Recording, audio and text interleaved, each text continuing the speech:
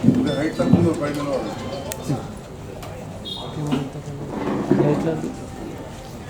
కొద్దిగా ఏ గ్రామం పిలిస్తే ఆ మండల నాయకులు ఆ గ్రామంలో ముందురాలి. నియోజకవర్గానికి సంబంధించి 8 మంది వివిధ కారణాల వల్ల గల్ఫ్ దేశాలలో మరణించిన సందర్భంలో 5 లక్షల రూపాయల ఎక్స్గ్రేషియా ఈరోజు వారి కుటుంబ సభ్యులకు ప్రొసీడింగ్స్ ఇవ్వడం జరిగింది. ఇందులో సూద వినయ్ కుమార్ నర్సింహపల్లె, గోట్ల కౌరయ్య కొల్వాయి గ్రామం బీర్పూర్ మండల్, ఎంబారి నర్సయ్య అల్లీపూర్ గ్రామం, తౌటు రామచంద్ర మన జగిత్యాల పట్టణంలోని మార్కెట్ వెనకాల ప్రాంతము, తునికి శేఖర్ కొత్తపేట గ్రామము, మంద్ర రాజశేఖర్ కొల్వాయి గ్రామము, సింగారపు గంగాధర్ జగిత్యాల గాంధీనగర్ ప్రాంతం, అదేవిధంగా కొత్తకొండ సాయికృష్ణ మన తీనికండి ప్రాంతం నుంచి 8 మంది కూడా దురదృష్టవశాత్తు గల్ఫ్ దేశాల్లో చనిపోవడం జరిగింది. తెలంగాణ ప్రాంతంలో మరీ ముఖ్యంగా ఉత్తర తెలంగాణలోని జగిత్యాల కేంద్రంగా గల్ఫ్ దేశాలకు వెళ్ళడం అనేది దాదాపు ఒక 50 సంవత్సరాలు చూస్తాను. నాకున్న అవగాహనతోటి మన ప్రాంతం నుంచి అప్పుడు కాలువలు రాకముందు నీళ్లు లేని సందర్భంలో బొంబాయికి బతకపోయిన వాళ్ళు అక్కడి నుంచి అక్కడికి పడవలల్లా మస్కట్ పోయిన విషయం నాకు ఇప్పటికీ గుర్తు. చాలా గ్రామాల నుంచి వలస వెళ్ళారు. మరి నేను ఇక్కడనే సర్కార్ బాలలో చదువుకున్నా కాబట్టి అలా నా ఊరు పక్కనే అంతర్గామం తెలుసు. దాదాపు 300 కుటుంబాలు విదేశాల్లో బతికినాయి అంతర్గామం. ఇట్లా అన్ని ఊర్లలో కూడా చాలామంది వెళ్ళడం, అక్కడ ఉన్న ప్రతికూల పరిస్థితులు కావచ్చు, అనారోగ్య కారణాలు కావచ్చు, మానసిక ఒత్తిడి కావచ్చు, ఎంతోమంది చనిపోవడం జరిగింది. దాంట్లో యువకులు వాళ్ళు ఇక్కడ జీవనోపాధి లేకనే బతకలేకనే ఆ దేశాలు పోవడం, అక్కడికి పోయిన తర్వాత వివిధ కారణాల వల్ల చనిపోయింది. మొన్న మధ్య కాలంలో జగిత్యాల పట్టణంలో మా మిత్రులు అంజానా మేమందరూ కూడా ఒక కుటుంబాన్ని పరామర్శించడానికి వెళ్ళాం. ఇక్కడ నుంచి పోయిందో లేదో గుండెపోటుతో మరణిస్తే చిన్న పిల్లలు ఒంటరి అయిపోయారు, తల్లిసాటి పిల్లలు అయిపోయారు. అట్లా చాలా గ్రామాలలో మనం చూసినాం. ఈరోజు అలాంటి వాళ్ళందరినీ ఆదుకోవడానికి గౌరవ ముఖ్యమంత్రి రేవంత్ రెడ్డి గారు ఒక గొప్ప నిర్ణయం తీసుకున్నారు.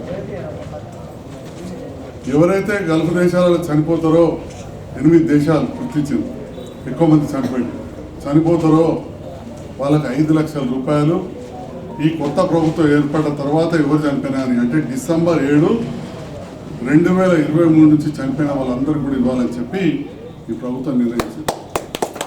కాదు, మొన్న సెప్టెంబర్ 17 నాడు తెలంగాణ రాష్ట్ర అవతరణ దినోత్సవం నాడు ఈ జీవో ఇష్యూ చేసి రిట్రాస్పెక్టివ్గా అంటే 23 నుంచి చనిపోయిన వాళ్ళందరూ కూడా ఇవాళ చెక్కులు ఇవ్వడం, 40 లక్షల రూపాయలు జగిత్యాలలో మనం ఇస్తాము. గల్ఫ్ బాధితులు కావచ్చు, ఎన్ఆర్ఐల సంఘం కావచ్చు, ఈ రకంగా ఇబ్బంది పడుతున్న కుటుంబాలు గత ప్రభుత్వాలను చాలాసార్లు కూడా నివేదించుకున్నారు సహాయం చేయాలని. కొన్నిసార్లు నాకున్న అవగాహనతోటి ధర్మాజ్పేటలో ఒక లంబడి కులస్తుడు చనిపోతే కొంత ముఖ్యమంత్రి సాధించు 1,50,000, కొత్తపేటలో ఒక దళితుడు చనిపోతే 1,00,000 రూపాయలు స్పెషల్ గ్రాంట్ కింద తెచ్చిచ్చినాం. కానీ ఈ రకంగా విదేశాల్లో చనిపోయిన వాళ్లకు ఎన్నడూ కూడా లేదు. ఈ నిర్ణయం తీసుకున్న ముఖ్యమంత్రి గారికి ఈ గల్ఫ్లో నివసిస్తున్న కుటుంబాలందరి పక్షాన, వాళ్ళ కుటుంబ సభ్యుల పక్షాన, మా ప్రజాప్రతినిధులందరి పక్షాన హృదయపూర్వక ధన్యవాదాలు. చాలామంది మాట్లాడుతూ ఉంటారు, రేవంత్ రెడ్డి గారు వచ్చిండ్రు, ఏడాది అయింది, ఏమైంది అంటే ఏమైంది అనేది ప్రతిరోజు మనం పనులు చేస్తూ ఉంటే చూస్తూ ఉన్నాం. గతంలో 4 సంవత్సరాల తర్వాత మనం రైతు బంధు మొదలుపెట్టాం. ఇది వచ్చి 1 సంవత్సరం అయింది. కొంత ఒడిదొడుకులు ఆల్రెడీ ఇచ్చిండ్రు, ఈ ఒకసారి ఆగింది, తప్పకుండా చేస్తాం. అంతకుముందు కూడా చాలా పనులు జరిగినాయి. నేను ఎప్పుడు కూడా విమర్శించా, వాగ్దాటంక తెప్పదలు చేసినట్టు మాట్లాడే సమస్య లేదు. అప్పుడు కూడా పనులు జరిగినాయి. అప్పుడు ఒక రకంగా జరిగినాయి, ఇప్పుడు ఒక రకంగా జరిగినాయి. అప్పుడు మనం రుణమాఫీ చేయడానికి మొదటి సంవత్సరం 25,000 చేస్తే ఎక్కువైంది. 1,00,000 రూపాయలు చేయాలంటే 4 ఏళ్ళు పట్టింది. అట్లాంటిది మనం 2 లక్షల వరకు కూడా 60% మందికి 18,000 కోట్లు చేసాం. అప్పుడు 4 ఏళ్లలో 16,000 కోట్లు చేస్తే మొదటి సంవత్సరమే 18,000 కోట్లు చేసాం. కాబట్టి గౌరవ ముఖ్యమంత్రి రేవంత్ రెడ్డి గారి నేతృత్వంలో కళ్యాణ లక్ష్మి పథకం కావచ్చు, అంతకుముందున్న సంక్షేమ పథకాలు అన్నీ కూడా అదేవిధంగా నడుస్తూ కొత్తగా ఉద్యోగాలు ఇవ్వడం, 50,000 ఉద్యోగాలు ఇవ్వడం, 200 యూనిట్ల వరకు కరెంటు ఫ్రీ చేయడం, సిలిండర్ పైన సబ్సిడీ ఇచ్చేయాల 1,200 ఉన్న సబ్సిడీ సిలిండర్ 500కే దొరకడం, బస్సు ప్రయాణం, ఈ రకంగా ఆరోగ్యశ్రీలో 5 లక్షల నుంచి 10 లక్షలు పెంచడం, ఇలాంటి ఎన్నో కార్యక్రమాలు కూడా జరిగినాయని చెప్పి సందర్భంగా తెలియజేస్తూ ఈరోజు ఒక మానవీయ కోణంతో ఏర్పడ్డ కార్యక్రమం. మానవీయ కోణంతో, ఎందుకంటే గల్ఫ్లో అక్కడ చనిపోతే, విదేశాల్లో చనిపోతే ఇక్కడ కుటుంబం ఎంత అల్లకల్లోని తెలుసు. అసలు చనిపోయిన తర్వాత ఆ పార్థివ దేహాన్ని, ఆ డెడ్ బాడీని తీసుకురావడానికి ఎంతో సమయం పట్టడం, ఎక్కడికి పోయి చెప్పుకోవాలో తెలియదు. ఇవాళ ఒక ఎన్ఆర్ఐ సెల్ ఏర్పాటు చేసింది, ప్రజాభవన్లో ఎన్ఆర్ఐ సెల్ ఏర్పాటు చేసిందని చెప్పి సందర్భంగా తెలియజేస్తాను.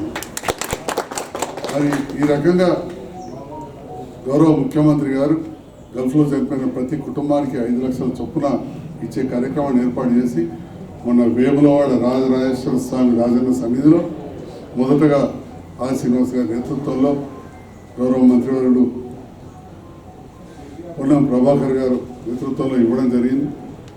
ఈ సమీక్ష జరుగుతున్న సందర్భంలో సెప్టెంబర్ 17 కంటే ముందు ఈ నిర్ణయం తీసుకున్న సందర్భంలో 3-4 రోజుల ముందు సెక్రటేరియట్లో జరిగిన మీటింగ్లో కూడా నాకు పాల్గొనే అవకాశాన్ని కల్పించిన ఈ ప్రభుత్వానికి, ముఖ్యమంత్రి గారికి, గౌరవ మంత్రులు పొన్నం ప్రభాకర్ గారికి, విప్ ఆది శ్రీనివాస్ గారికి కూడా నేను హృదయపూర్వక ధన్యవాదాలు. Thank you.